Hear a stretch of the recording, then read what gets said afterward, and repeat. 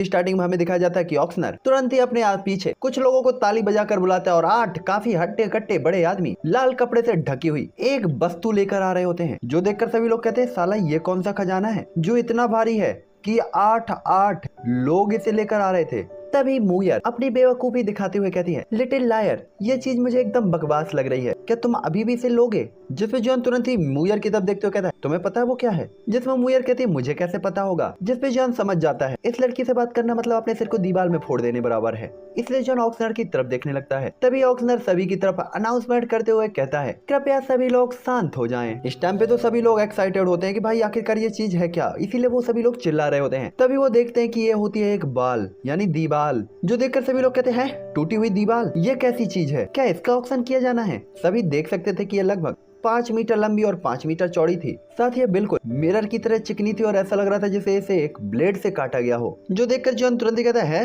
ये टुच्ची सी चीज वास्तव में ये एंड ऑफ ऑक्शन हाउस का सेकंड ट्रेजर होने वाला है, ये कैसी घटिया चीज है। हालांकि ऑक्सनर जब सभी के उदास इंप्रेशन को देखता है तो ऐसा लग रहा था कि जैसे उसने इसकी उम्मीद पहले ही की हो, इसीलिए वो स्माइल करता है और तुरंत ही कहता है, जैसा कि आप देख सकते हैं ये एक लोहे की दीवार है, जो देखकर सभी लोग तुरंत ही कहते हैं, हमें भी पता है ये लोहे की दीवार है, आगे बताओ ये बकवास चीज है क्या? जिस पे ऑक्सनर कहता है, रुको रुको। तभी ऑक्सनर सभी की तरफ देखते हुए कहता है, ये जो आयरन बॉल है ये कोई ऐसी वैसी आयरन बॉल नहीं है, बल्कि ये एशियन प्लेस से प्राप्त की गई लोहे की दीवार है। जैसे ये सभी लोग सुनते हैं एशियंट रूइंस तो सभी की निराश आंखों में थोड़ा सा लाइट साइन होती है। तभी ऑक्सनर कंटिन्यू करते हुए कहता है, साथ ही ये दीवार पैट्रियार्ड के सिंहासन के पीछे की वॉल है और सबसे डीप एरिया से निकाली गई है। तभी सभी लोग कहते हैं, बहुत खूब, एशियंट रूइंस के सबसे डीप एरिया की बॉल। सभी की आंखें लाल हो गई होती हैं। हालांकि जो दीवार थी ये नॉर्मल लग रही होती है, लेकिन वो समझ गए होते हैं कि ये काफी ज्यादा मजबूत होनी चाहिए। तभी वो तुरंत ही कहते हैं, हमने भी इसे जांच किया है और ये दीवार काफी हाई रैंक की होनी चाहिए। जहां तक कि आप इसके बारे में काफी जांच पड़ताल और देखते हैं तो मुझे लगता है कि आपको भी एक कोई ग्रेट चांस मिल सकता है और काफी सारी चीजें आपको इससे समझ में आ सकती हैं। जो सुनकर तो सभी लोग रिलैक्स फील करते हैं। जिसके बाद ऑक्सनर अपने हाथ को लहराता है और 5 स्टार डाउडी वहाँ पे अपने घुटने पे बैठकर उन्हें ग्रीट करता है और इसके बाद उठकर तुरंत ही अपने पंच को कसते हुए आयरन बॉल पे बुरी तरीके से अटैक करता है। हालांकि उसकी पावर जो दीवार और एयर को भी चीर सकती थी, लोहे की दीवारी में चिंगारी तक पैदा नहीं कर पाती। हालांकि इस टाइम पे सभी लोग अपनी चेयर से उठ गए होते क्योंकि उन्हें लग रहा था पंच के कारण दीवार टूट फूट जाएगी और इतने प्रीशियस ट्रेजर को वो ऐसे ही टूटने नहीं देना चाहते थे। लेकिन उस दीवार को कुछ भी नहीं हुआ था, जो देखकर वो लोग काफी हैरान होते हैं। साथ ही ये देखकर हर कोई काफी दंग भी रह जाता है कि ये बॉल वास्तव में रैंक 5 के डाउडी के अटैक को इतनी आसानी से झेल सकती है, तो कम से कम 8 स्टार डाउडी लेवल के वॉरियर के अटैक को तो झेलने में से कैपेबल होना ही चाहिए। साथ ही वो समझ गए थे कि उस टाइम के पावर हाउस द्वारा छोड़ा गया ये एक आयरन बॉल होना चाहिए, जिसका अगर थोड़ा सा भी परीक्षण करके वो कुछ समझ पाते हैं तो यह उनके लिए काफी बड़ा प्रॉफिट होगा। इसीलिए कीमतें बढ़ने लगती हैं और इसकी कीमत 5.5 मिलियन तक पहुंच जाती है। हालांकि दूसरी तरफ जोयान भी यहाँ पे पहले ही खड़ा होता है क्योंकि उसने देखा कि इस दीवार में जो एक स्लैश अटैक का निशान था वो एक रूलर का निशान था और यहाँ पे जो यान के पास ही रूलर था, इसीलिए जो यान इस दीवार को खरीदना चाहता था क्योंकि उसे लग रहा था कि इसके अंदर शायद कोई रूलर टेक्निक उसे मिल जाए। सतीजान का जो रूलर था वो फर्स्ट लेवल का रूलर था। सतीजान को इसे इंटरमीडिएट लेवल पर अपग्रेड करने के लिए काफी सारी चीजों को सीखना था। साथ ही इस टाइम पे जोयान आयरन बॉल के अंदर की स्किल को समझने की कोशिश कर रहा होता है, लेकिन जॉन को यह काफी यार मिस्टीरियस फील हो रहा होता है। लेकिन जॉन इतना तो जान गया था कि उसके प्रेजेंट टाइम की स्किल से वो काफी बेहतर होनी चाहिए, इसलिए जियोयान कीमत बढ़ाते हुए कहता है 5.6 मिलियन। जिस पे जानी टेंशन में आते हुए कहती, ब्रदर क्या तुम वास्तव में ऐसी चीज लेना चाहते हो? जिस पे जॉन कहता है, ठीक है, अगर हमने इतनी सारी चीजें ली हैं तो इसे भी ले लेते हैं। जिसमें मुझे तुरंत ही कहती, लिटिल लायर, क्या ये नुकसान का सौदा नहीं होगा? आखिरकार ये वॉल इतनी ज्यादा प्रीशियस नहीं दिखाई दे रही। तभी जैनी तुरंत ही समझाती क्योंकि ब्रदर उसके पास पर्याप्त पैसा है और अगर वो लेना चाहता है तो ये सोचना बेकार है कि ये काम की है या नहीं, उसे बस उसे लेने दो। इस टाइम पे जैनी को भी पता था कि जॉन ऐसे तो पैसा बर्बाद नहीं करेगा और अगर वो इस आयरन बॉल को खरीद रहा है तो उसे जरूरी कुछ ना कुछ समझ में आया होगा। हालांकि दूसरी तरफ जोयान इस टाइम पे उस बाल के स्किल से अट्रैक्ट हो रहा होता है क्योंकि जॉन को लग रहा था यह स्किल केवल उसके लिए ही बनी है। साथ ही जोयान ने यह सेंस किया था कि उस बाल के अंदर जो स्किल है उसे परफॉर्म करने वाला पर्सन उसके हाथ में भी एक रूलर था। इसलिए जॉन तुरंत ही कहता है, ये फाइटिंग स्किल मेरे लिए पूरी तरीके से यूजफुल होनी चाहिए। और जॉन ने जैसे यही अंदाजा लगाया वो कीमत बढ़ाना स्टार्ट कर देता है। 5.8, 5.9, 6.2, 6.3 लेवल तक पहुंच जाने के बाद अब कोई भी इस चीज पे जुआ खेलने के लिए रेडी नहीं था। क्योंकि उन्हें नहीं पता था कि वास्तव में ये चीज उनके लिए यूजफुल होगी या नहीं। दूसरी तरफ ऑक्शनर उदास होता है क्योंकि उसे तो इससे और भी ज्यादा कीमती चीजों की जरूरत थी, मतलब उसे लग रहा था कि कीमत बढ़ सकती है। दूसरी तरफ जुआन भी झिझक रहा होता है कि अगर ये इसकी अधूरी हुई तो उसका इतना ज्यादा मेहनत करना बेकार हो जाएगा। तभी ऑक्शनर कहता है 6.3 मिलियन 1, 6.3 मिलियन 2। साथ ही ऐसा कहते हुए उसकी आवाज जानबूझकर थोड़ा सा धीमी होती है और रुक रुक कर आ रही होती है, लेकिन कोई भी यहाँ पे बोली नहीं लगा रहा होता। तभी जॉन के कान में आवाज आती है, छोटे साथी, ये स्किल सच में काफी यूजफुल है और अगर तुम उसके सीक्रेट को समझ लेते हो तो ये मानो तुम्हारे हाथ में कुबेर का खजाना लग गया। तभी जॉन कहता है, बेशक मुझे पता है, लेकिन अगर ये अधूरा है तो कीमत थोड़ी ज्यादा नहीं हो जाएगी। तभी जो जॉन तुरंत ही कहते हैं, ओल्ड मैन ने कभी भी एक हाई लेवल के एम्परर के बारे में ऐसा कभी भी नहीं सुना कि वो वास्तव में ऐसा बोरिंग काम करेगा कि अपनी इतनी प्रीसियस टेक्निक को आयरन बॉल में सील कर देगा, वो भी आधी। हालांकि जब तक वो बेवकूफ ना हो वो ऐसा कुछ भी नहीं करेगा। जिसके बाद झानलाओ तुरंत ही कहते हैं, छोटे साथी मुझे ये बताओ, क्या तुम्हारे पास पैसे की कमी है जो तुम इतना झिझक रहे हो? जो यान झानलाओ की बात को सुनकर थोड़ा सा हल्का फील करता है कि अगर ये बंदा मुझसे ज्यादा एक्साइटेड है तो इसका मतलब है आयरन बॉल में सीक्रेट तो जरूर ही खतरनाक है, जिसका मतलब है अब तो पीछे हटने की कोई भी जरूरत नहीं, अब ये खरीदनी है, वरना ये झानलाओ इतना ज्यादा टांग नहीं अड़ाता। हालांकि ऑक्शनर तीसरी बार चिल्लाने ही वाला होता कि तभी जो कीमत को 6.5 कर देता है। हालांकि तभी वो बंदा जिसने 6.3 की कीमत लगाई थी वो तुरंत ही अपनी कीमत को बढ़ाकर 6.8 कर देता है। लेकिन जो यान ये सुनकर थोड़ा सा उसके इंप्रेशन बदलते हैं, लेकिन जॉन ज्यादा देर तक सोचता नहीं और तुरंत ही कीमत को बढ़ा देता है, क्योंकि ये चीज तो अब उसे किसी भी कीमत पे चाहिए थी। इसलिए जॉन कहता है सीधा 7 मिलियन। तभी जानी कहती है, ब्रदर ये कीमत कुछ ज्यादा है, और क्योंकि जो यान का बैंक बैलेंस और खर्चा वही संभालती थी, इसीलिए उसे जॉन को याद दिलाना भी जरूरी था कि ज्यादा फिजूल खर्ची मत करो। तभी जॉन कहता है, मुझे पता है, लेकिन ये चीज मेरे लिए काफी यूजफुल है और मुझे लगता है ये स्टार्टिंग या intermediate world rank battle skill होनी चाहिए, या फिर हो सकता है ये हाई लेवल या उससे भी ज्यादा हो। हालांकि अगर ये आधी हुई तो बेशक हमारा नुकसान होगा, लेकिन अगर ये पूरी हुई तो हमें बहुत ज्यादा प्रॉफिट होगा। जिसके बाद जॉन कहता है, आप तो जानते ही हैं वर्ल्ड रैंक हाई स्किल कितनी ज्यादा प्रीसियस होती है। हालांकि इंटरमीडिएट स्किल के कंपैरिजन में केवल एक ही लेवल आगे है, लेकिन इनकी पावर पूरी तरीके से अलग है, यहाँ तक कि मार्केट में इन्हें देखना भी इम्पॉसिबल है, यहाँ तक कि ऑक्शन हाउस में भी दिखाई नहीं दिया। तो मैं इसके लिए वेट लगाने को तैयार हूँ। हालांकि इस बेट में मैं जो खोऊंगा वो होगा पैसा, लेकिन मुझे जो मिलेगी वो होगी पावर। वास्तव में जोयान के पास ना कहने का कोई रीजन भी नहीं था, क्योंकि ओल्ड जान ने भी जॉन को इस चीज को लेने के लिए कहा था, और क्योंकि यहाँ पे जोयान इस चीज के लिए एक्साइटेड था तो भला जोयान को रोकने की हिम्मत कौन कर सकता था। तभी ऑक्शनर भी एक्साइटेड होते हुए कहता, फर्स्ट 7 करोड़ यानी 7 मिलियन, सेकेंड टाइम 7 मिलियन। हालांकि उसे अभी भी कीमत बढ़ने की उम्मीद थी, लेकिन फिर भी वो सेटिस्फाइड था इस कीमत से भी, और कोई भी आवाज नहीं आती तो वो तीसरा हथौड़ा भी पटक देता है और ये चीज जॉन को मिल जाती है। तभी जो जॉन हंसते हुए कहता है, इस बार तुम्हारी काफी अच्छी कमाई हुई है, इतनी सारी high level intent class techniques, फिर वर्ड टेक्निक्स, साथ ही वर्ड इंटरमीडिएट टेक्निक्स, हमारे जियो मैंसन में तो काफी ज्यादा इजाफा हो गया है पावर में।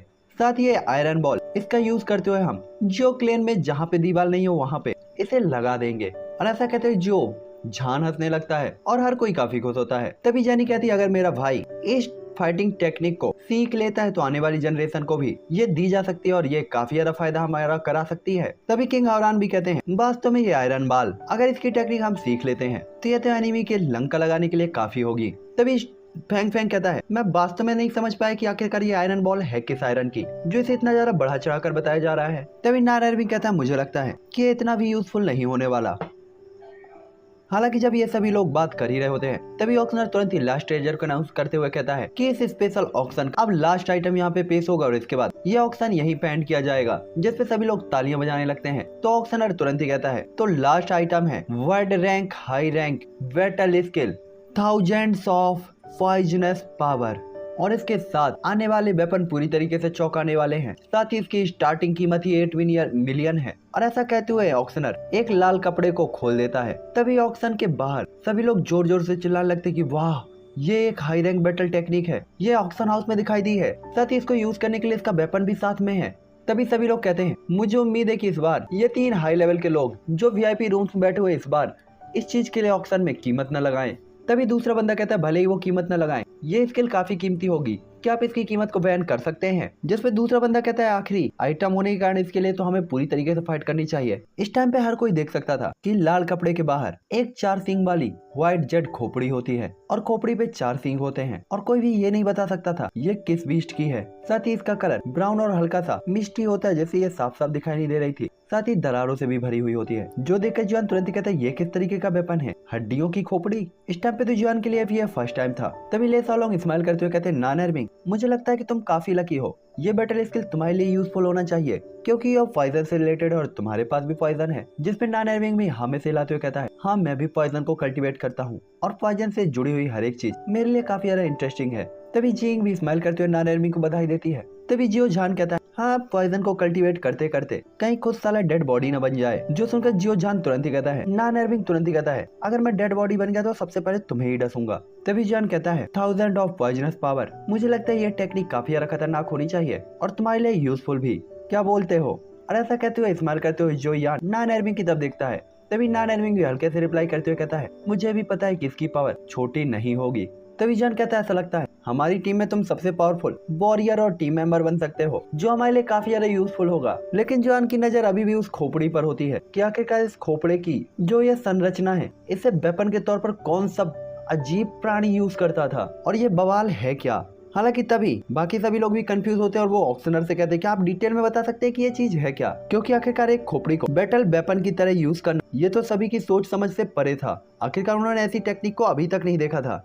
जो सुनकर ऑक्शनर तुरंत ही कहता है रिकॉर्ड के अकॉर्डिंग डेड घोस्ट के सबसे स्ट्रॉन्ग फाइटिंग डाउडीज में से एक ने वास्तव में ट्राइब को मारने से पहले और अपनी ट्राइब के मरने और ट्राइब के खत्म होने से पहले अपनी खोपड़ी को गलाने और उसे एक वेपन की तरह बनाने के लिए कहा था। साथ ही उसने अपनी फाइटिंग टेक्निक को भी इसमें शामिल किया था। और ऐसा कहते हुए ऑक्शनर थोड़ा सा उदास भी होता है। जो सुनकर तो सभी लोग उदास हो जाते हैं कि ये खतरनाक दिखने वाली खोपड़ी वास्तव में इसके पीछे की स्टोरी इतनी ज्यादा इमोशनल थी कि किसी बंदे ने मरने से पहले अपनी ट्राइब को बचाने के लिए अपनी खोपड़ी ही दान में दे दी, लेकिन फिर भी उसकी ट्राइब निपट गई। तभी ऑक्शनर कहता है क्योंकि ये टेक्निक डेड घोस्ट वाले लोगों के लिए सबसे ज्यादा यूजफुल है, इसलिए इस टेक्निक का यूज करने के लिए इस खोपड़ी का यूज करना सबसे ज्यादा इफेक्टिव होगा। जिसपे सभी लोग तुरंत ही अपना सिर हिला देते हैं कि वास्तव में यह खोपड़ा बैटल स्किल को समझने के लिए काफी यूजफुल है। तभी जियान भी थोड़ा सा हैरान होता है कि वाह, नान एर्मिंग के एक हाथ में उसका स्पीयर और दूसरे हाथ में यह खोपड़ा होगा तो सभी की बंदों की लंका तो यह अकेले लगा देगा।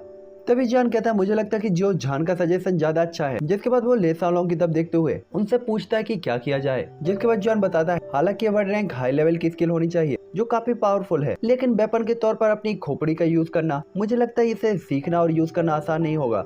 तभी ले सालोंग कंफ्यूज जान को देखते हुए समझाते हुए कहते हैं कि उस पर्सन द्वारा क्रिएट की गई इस टेक्निक में कुछ स्पेशलिटीज तो होनी चाहिए, लेकिन कुछ भी डिसाइड करने से पहले हम ऑक्शनर की बात को सुन सकते हैं। तभी जान भी हैरान होता है कि क्या अभी भी इस टेक्निक में कुछ छिपा है। तभी ऑक्शनर स्माइल करते हुए कहता है हालांकि ये टेक्निक काफी शक्तिशाली है, साथ ही अपने इक्वल लेवल हर एक टेक्निक में बेहतर है, लेकिन इस टेक्निक को कल्टीवेट करने वाले पर्सन के लिए रिक्वायरमेंट काफी ज्यादा है। जो सुनकर ले सालोंग और जॉन स्माइल करते हैं। तभी वो बंदा बताता है इस टेक्निक को मास्टर करने के लिए सबसे पहले तो पॉइजन की जरूरत होती है और पॉइजन भी डेड बॉडी का पॉइजन है या डेड पॉइजन। ऑक्शनर की बात को सुनकर तो सभी के इंप्रेशन बदल जाते हैं कि वास्तव में इतना खतरनाक पॉइजन।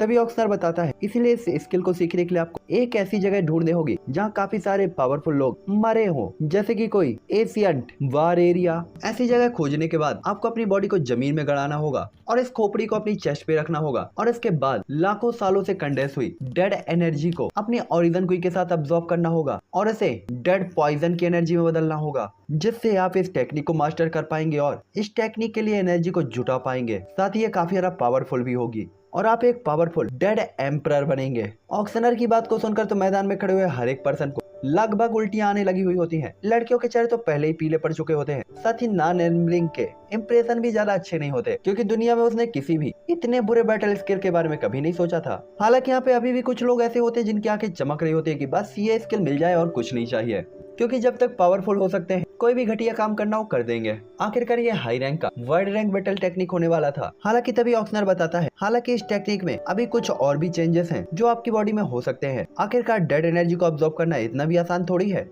जो सुनकर सभी लोग तुरंत कहते हैं कौन से चेंजेस, जिस पे ऑक्शनर बताते हुए कहता है जब आप डेड एनर्जी को अब्सॉर्ब करेंगे आपकी बॉडी का ब्लड का एक पूल क्रिएट हो जाएगा जो कि पूरी तरीके से पॉइजन से मेल्टेड होगा, यानी मिला हुआ होगा। आपकी बोन काफी ज्यादा स्ट्रॉन्ग हो जाएंगी, लेकिन बॉडी हल्की सूखी हुई होगी। ऑक्शनर की बात को सुनकर तो नान एर्मिंग का चेहरा पूरी तरीके से पीला पड़ गया होता है।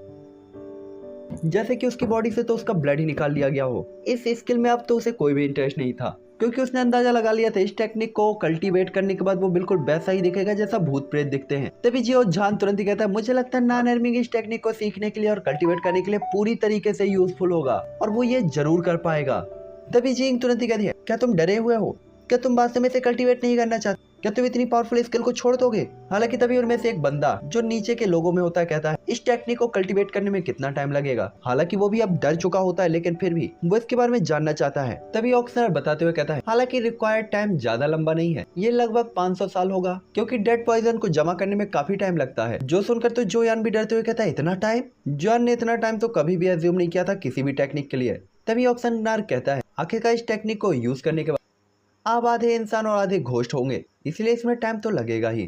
तभी जान नॉन एर्मिंग की तरफ देखता है कि भाई क्या कहता है, चाहिए कि नहीं चाहिए? तभी जेनी भी स्माइल करते हुए कहती है ये बिल्कुल है। क्या आपको लगता है कि हाई रैंक की बैटल स्किल इनको कल्टीवेट करना इतना इजी होगा? आप जितना ज्यादा पावरफुल होंगे और जितनी पावरफुल टेक्निक को मास्टर करेंगे, आपको उससे मास्टर करने में उतना ही ज्यादा टाइम लगेगा।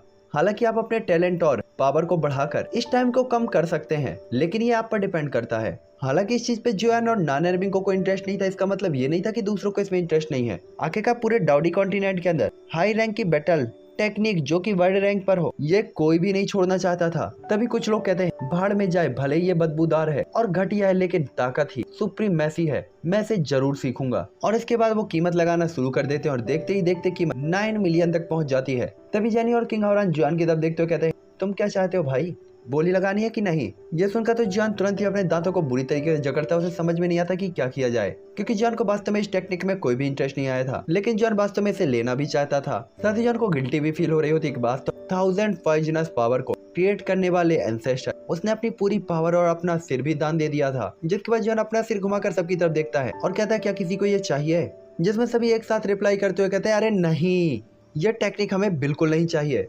हालांकि जॉन को लग रहा था कि यह टेक्निक ले लेनी चाहिए, पर जॉन को समझ में नहीं आ रहा था कि उसने ऐसा क्वेश्चन क्यों किया। वो खुद को दिलासा देने के लिए ये क्वेश्चन कर रहा था या ये चाहता था कि कोई हाँ कह दे। तभी ले सोलोंग कहता है मुझे इसके बारे में कोई भी अंदाजा नहीं। तभी जेनी कहती है मुझे लगता है हमें इसे नहीं लेना चाहिए, वैसे भी हमने काफी सारे टेक्निक्स को पहले ही ले लिया है और अपनी जरूरत की हर चीज खरीद ली है, इसलिए हमें इस टेक्निक को दूसरों के लिए छोड़ देना चाहिए, आखिरकार उन्हें भी तो बेचारों को कुछ मिले। तभी किंग हावरान भी कहते हैं वैसे भी इस टेक्निक को हमारे ग्रुप में तो कोई भी कल्टीवेट नहीं करने वाला, तो इसे दूसरों के ऊपर ही छोड़ देना बेहतर होगा। जिसपे जॉन भी कंधे उचकाते हुए कहता है तब फिर हम और कुछ कर भी नहीं सकते। और इसके बाद जॉन हार मानने ही वाला होता कि तभी ओल्ड जान की आवाज जॉन के कान में आती है अरे लड़के, वैसे तो तुम्हें थोड़ा सा एम्बेरस होना पड़ेगा, लेकिन बस इसे ले लो। जो देख के जॉन कहता है तभी ओल्ड जान कहते हैं हाँ भाई, तुम सिर्फ डेड पॉइजन और पावर को लेकर टेंशन में हो ना, इसके अलावा तो कुछ नहीं है। और ऐसा कहते वो हंसने लगते हैं। तभी जॉन तुरंत ही कहता है क्या आपके पास कोई सजेशन है ओल्ड जान? इस टाइम पे जॉन काफी खुश होता है, जैसे कि वास्तव में ओल्ड जान के पास कोई इस टेक्निक का अच्छा सॉल्यूशन निकल आए। जिसके बाद वो तुरंत ही कहते हैं जब तुम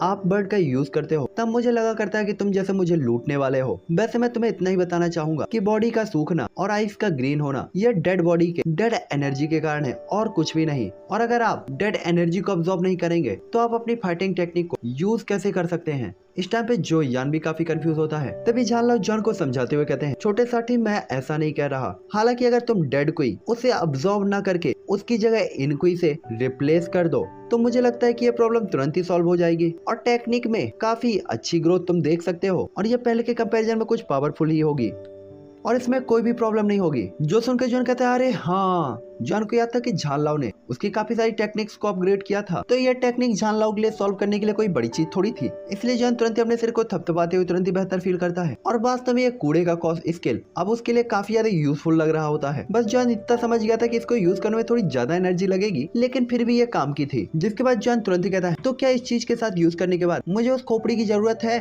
तभी ओल्ड जान कहते हैं मैं सिर्फ तुझे ये कह रहा हूँ तू वो टेक्निक खरीद, उसके बाद वो टेक्निक तू मुझे दे, मैं उसे अपग्रेड करके बेहतर बना दूंगा। अब बार बार तू मुझसे सेम क्वेश्चन मत कर, अगर तुझे वो खोपड़ी पसंद आती है तो रख ले।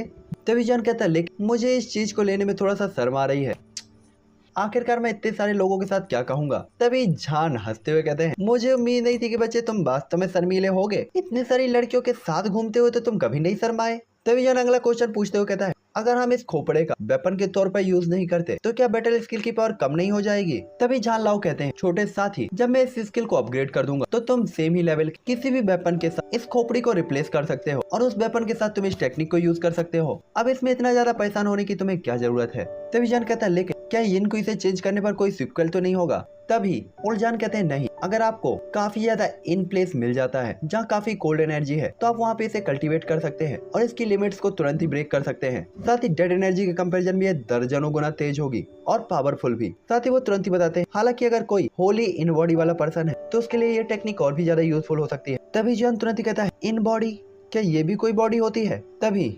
जो यान को बताते हैं, होली इन बॉडी एक अलग ही कॉन्स्टिट्यूशन है और इसकी अपने एक अनंत ही अचीवमेंट होते हैं और ये अपने आप में एक ब्लेसिंग से कम नहीं है। तभी जॉन कहता है, तो मैं इस कॉन्स्टिट्यूशन से रिलेटेड पर्सन को खोजने के लिए कहाँ पे जाऊंगा और मुझे कहाँ मिलेगा ये? इस टाइम पे जॉन को समझ में नहीं आ रहा होता कि इतनी सारी समस्याएं आ क्यों रही हैं और मुझे समझ में नहीं आ रहा, अगर ये सभी समस्या उस टेक्निक से जुड़ी हुई तो उसे मत लो, समस्या ही खत्म। तभी जान लो तुरंत ही कहते हैं, बेटा तुझे अब तक समझ नहीं आया, तेरे ग्रुप में ही वो लड़की है जो डबल ब्लेड यूज करती है, जी इंग, उसके पास होली इन कॉन्स्टिट्यूशन है। ये देखकर तो जॉन काफी खुश होता है और तुरंत ही मुड़कर जींग की तरफ देखता है कि वास्तव में इसके पास इन बॉडी है जिसे कभी नहीं देखा गया। तो जींग अगर इस स्किल को मास्टर कर सकती है तो उसकी पावर काफी ज्यादा बढ़ सकती थी और वो काफी अच्छी तरीके से सपोर्ट कर सकती थी बाकी लोगों को। इसलिए जॉन तुरंत ही कहता है, तो इस टेक्निक को कल्टीवेट करने के लिए मुझे एक्सट्रीम इन प्लेस कहाँ पर मिलेगा? जिस पे ओल्ड जान तुरंत ही कहते हैं, मुझे सब कुछ थोड़ी मालूम है, मैं गूगल थोड़ी हूँ, साथ ही मेरा ये कॉन्स्टिट्यूशन भी नहीं है, मैं एक एल्केमिस्ट हूँ, मेरा एट्रीब्यूट फायर है, मैं इन एनर्जी और घोस्ट एनर्जी को कहाँ पे ढूंढूंगा? इसलिए तुम्हें ये खुद ही ढूंढना पड़ेगा, मैं सब कुछ थोड़ी कर सकता हूँ तुम्हारे लिए।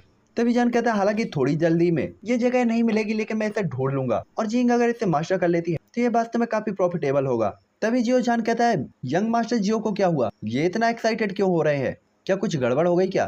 तभी किंग मुयर कहती है, लिटिल लायर, अरे क्या हुआ, तुम मुझे डरा क्यों रहे हो? इस टाइम पे मुयर घबरा गई होती है कि जोयान को क्या हुआ, ये मन ही मन स्माइल क्यों कर रहा है। तभी जॉन तुरंत ही कंट्रोल करते हुए खुद को कहता है, कुछ नहीं कुछ नहीं। हालांकि जॉन के थोड़ी टाइम पहले बदलते हुए इंप्रेशन को देखकर सब कोई सचमुच जॉन को बेवकूफ समझ रहा होता है। तभी जॉन कहता है, सब लोग अभी इस बात को भूल जाओ, मैं तुम्हें बाद में समझाऊंगा, चाहे भी कितनी भी कीमत हो इस स्किल को खरीद लो।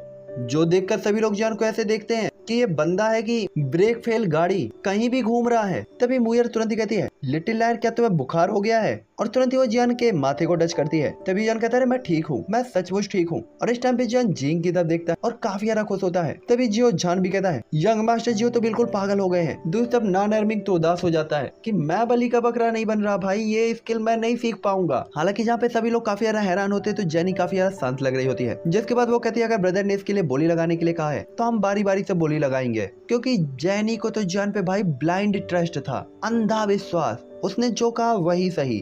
तभी किंग हावरान भी कहता है, सच में ब्रदर के पास काफी सारे सीक्रेट हैं, इसने तो मुझे भी कंफ्यूज कर दिया है। वो समझ गए थे कि जॉन को कोई ना कोई रीजन तो होना चाहिए कि अचानक से ही वो इस स्किल के लिए क्यूरियस हो गया था, वरना इतनी जल्दी तो जॉन नहीं बदलता। तभी जॉन एम्बेरस होते हुए कहता है, आपकी समझ के लिए बहुत बहुत धन्यवाद। यहाँ पे जॉन किसी को भी नहीं समझा पाता कि आखिरकार उसने ऐसा क्यों किया, लेकिन जॉन वो तुरंत ही कीमत बढ़ाता हुआ सभी को कीमत बढ़ाने के लिए कहता है। जहाँ जेनी 10 मिलियन, किंग हावरान 11 मिलियन और जोयान कीमत को बढ़ाकर 12 मिलियन कर देता है। तभी नीलामी के नीचे खड़े हुए लोग तुरंत ही कहते हैं, ये साले सड़े हुए लोग जो तीनों वीआईपी रूम्स में बैठे हुए हैं वास्तव में इतनी बेकार सी स्किल को भी नहीं छोड़ना चाहते, मैं तो लगभग इनके बारे में भूल ही गया था। हालांकि इस टाइम पे जॉन तो अपने एक्साइटमेंट को कंट्रोल नहीं कर पा रहा होता और जॉन जानबूझकर कीमत को बढ़ाते हुए तुरंत ही कहता है 13 मिलियन, जिसके बाद जॉन तुरंत ही आगे कीमत बढ़ाते हुए कहता है 15 मिलियन, मुझे ये स्किल हर कीमत पे चाहिए। और इस टाइम पे उन सभी लोगों ने जॉन को इतना ज्यादा एक्साइटेड कभी भी नहीं देखा था। इस टाइम पे नॉन एर्मिंग की हार्ट बीट फास्ट चल रही होती है कि कहीं जॉन उसे इस चीज को कल्टीवेट करने के लिए मजबूर न करे। सत्य उसका सुंदर सा चेहरा सड़े से करेले की तरह हो जाएगा, ये सोचकर वो और भी ज्यादा उदास हो जाता है। हालांकि यहाँ पे इस चीज के लिए कीमत सब कोई लगा रहा होता है और देखते ही देखते कीमत 20 मिलियन तक पहुंच गई होती है। सॉरी, यहाँ पे जोयान कीमत को 20 मिलियन तक करना चाहता था। हालांकि यहाँ पे जॉन ने अभी हाईएस्ट वॉल 16.5 मिलियन की लगाई थी और इसके बाद कोई भी बोली नहीं लगाता और सभी गार्ड तुरंत ही जोयान को ये स्किल दे देते हैं और जॉन द्वारा खरीदी गई बाकी सभी स्किल्स को भी लिंक में डालकर जॉन को भेज दिया जाता है और बाकी की तीनों वीआईपी रूम्स में भी उनके द्वारा खरीदी गई स्किल्स को भेज दिया जाता है। जिसके बाद किंग हावरान, जेनी और जोयान के रूम में आ चुके होते हैं और हर कोई एक साथ बैठा हुआ होता है। साथ ही वो अपने द्वारा खरीदी गई स्किल्स को देख रहे होते हैं, जहाँ स्किल्स कर तो ढेर होता है, जहाँ पे 100+ high rank intent class technique थी, दर्जन भर वर्ल्ड रैंक बैटल स्किल जो कि स्टार्टिंग लेवल की थी, तो कुछ इंटरमीडिएट लेवल की और एक हाई लेवल की, जो सुनकर तो सभी लोग हैरान और खुश भी होते हैं। लेकिन इसके लिए उन्होंने लगभग 2 अरब तक की कीमत को इन्वेस्ट कर दिया था। तभी किंग हावरान कहता है, ब्रदर इतनी सारी स्किल्स के लिए तुम्हें बहुत बहुत बधाई। जो क्लेन के लोगों के लिए अब पावरफुल होना टाइम की बात है। तभी जॉन भी स्माइल करते हुए कहता है, इसमें हर किसी का कंट्रीब्यूशन है, ये अकेला मेरे लिए नहीं है। जिसके बाद जॉन तुरंत ही कहता है, तो क्या अब हम ऑक्शन हाउस के गेट से सेफ बाहर निकल सकते हैं? तभी जानी तुरंत ही कहती है, वैसे रियलिटी को बदला जा सकता है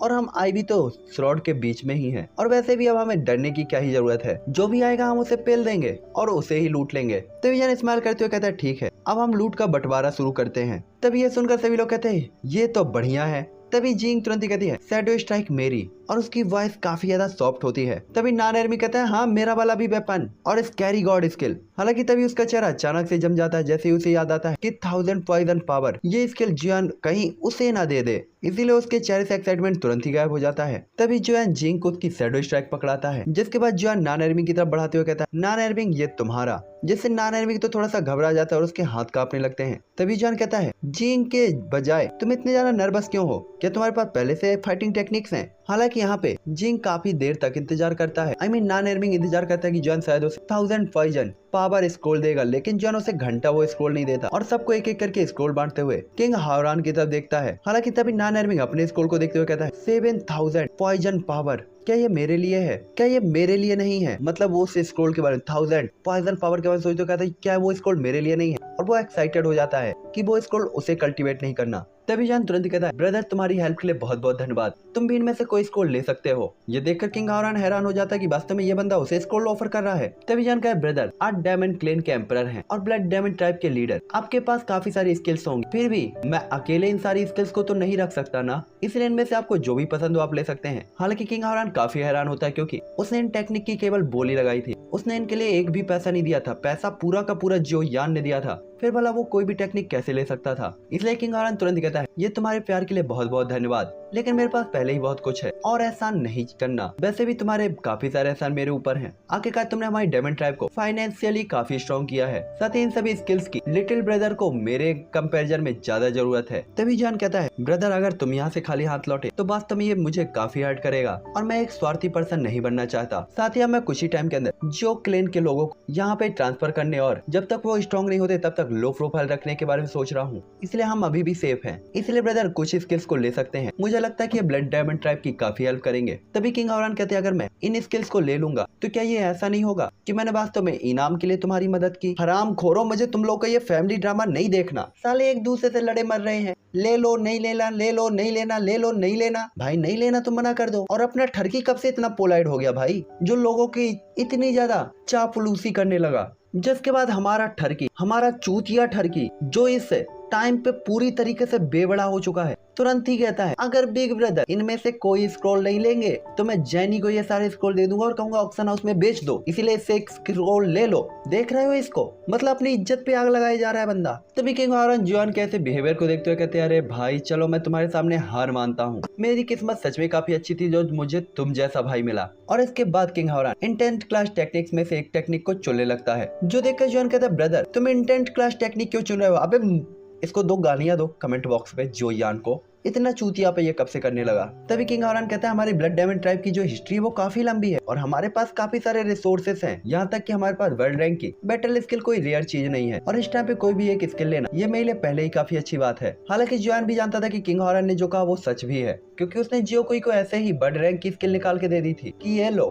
हालांकि जॉन की बार बार रिक्वेस्ट के बाद किंग हावरान कुछ इंटेंट क्लास टेक्निक को चूज कर लेता है, जिसके बाद जॉन ले सॉलोंग इन टेक्निक्स को डिवाइड करने के लिए कहता है ताकि 5 स्टार डाउडी लेवल के वॉरियर्स को स्ट्रॉन्ग होने के लिए और सीखने के लिए टेक्निक दी जा सके। साथ ही ले सॉलोंग इस काम में काफी स्पेशल थे और एक्सपर्ट भी, इसीलिए जॉन ने ये काम उन्हें सौंपा होता है। तभी ले सॉलोंग कहते हैं, आप टेंशन फ्री रहिए, ये काम मैं देख लूंगा। जिसके बाद जॉन कहता है, मैं वर्ल्ड रैंक की टेक्निक के इंपोर्टेंस को जानता हूँ, इसलिए जेनी के साथ मैं उन लोगों को ये प्राइज के तौर पर दूंगा जो कि हमारी जियो क्लेन और इसके लिए काफी अच्छे कंट्रीब्यूशन को कर चुके हैं, साथ ही जो काफी ज्यादा टैलेंटेड होंगे। तभी किंग हावरान स्माइल करते हुए कहते हैं, ईमानदारी से कहूँ तो ब्रदर जेनी और ले सॉलोंग के साथ आप एक लीडर को आप एक लीडर जल्दी बन जाएंगे और वास्तव में ऐसे लीडर कि मुझे भी आपसे जेलसी हो रही है। जिसपे जियान कहता है बिग ब्रदर काफी ज्यादा ऑनेस्ट है और हम्बल भी, लेकिन ये अगर उनकी हेल्प के लिए नहीं होता तो मैं वास्तव में कभी भी यहाँ तक नहीं पहुँच पाता। जिसके बाद स्किल्स को डिवाइड करने के बाद जियान उन्हें स्टोरेज रिंग में रखता है। हालांकि इनमें जियान ने 1000 वर्जन स्किल को शामिल नहीं किया था, जिससे सभी लोग कंफ्यूज थे कि उस स्किल का जियान क्या करने वाला है। हालांकि जैसे ही इस स्किल के बारे में सभी पूछते हैं तो जियान थोड़ा सा हेल्पलेस हो जाता है और ना नर में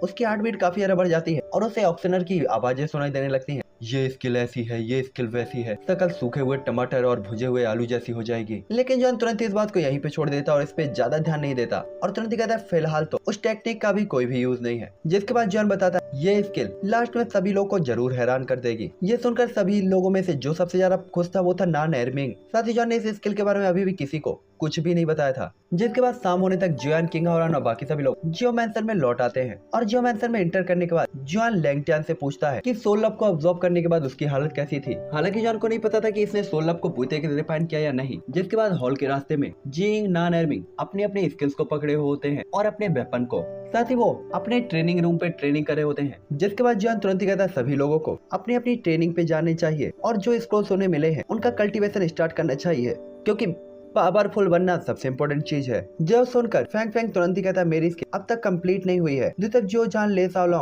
बाकी सभी लोग भी अपना सही लाते, क्योंकि 5 स्टार की ताकत के साथ वर्ल्ड रैंक की बैटल स्किल को पूरी तरीके से मास्टर कर इसमें काफी टाइम लगने वाला था और इस टाइम पे सभी को अपनी कल्टीवेशन और इन टेक्निक को मास्टर भी करना था, जिसका मतलब था पावर को सुधारने का टाइम आ गया था। तभी जान कहता है मुझे इस बार तो कोई भी ऐसी टेक्निक नहीं मिली जो आपको पसंद हो, लेकिन अगली बार मैं आपके लिए ऐसी चीज को जरूर खरीदूंगा। और ऐसा कहते हुए जान मुयर को बधाई देता है और वहाँ से विदाई देते हुए अपने कल्टीवेशन रूम के अंदर चला जाता है, क्योंकि जॉन उस आयरन बॉल के सीक्रेट को जानना चाहता था। लेकिन जॉन को याद आता है कि वो आयरन बॉल तो काफी भारी है, इसलिए जॉन तुरंत ही अपने रूम को कई सारी बैरियर से कवर करता है। जिसके बाद जॉन कहता है ये काफी अच्छा था कि मैंने इन लेयर्स के बारे में सोच लिया, वरना तो इस वाल के इफेक्ट के कारण ये पूरा का पूरा रूम ही डिस्ट्रॉय हो जाता। जिसके बाद सब कुछ तैयार करने के बाद जॉन उस आयरन बॉल को अपने सामने अफेयर करता है और जो हाउस में एक जोरदार धमाका होता है और ले सब लोग और बाकी सभी लोग जोर जोर से हंसने लगते हैं, मतलब हंस रहे थे। वो तुरंत ही काफी शौक होते हुए इधर उधर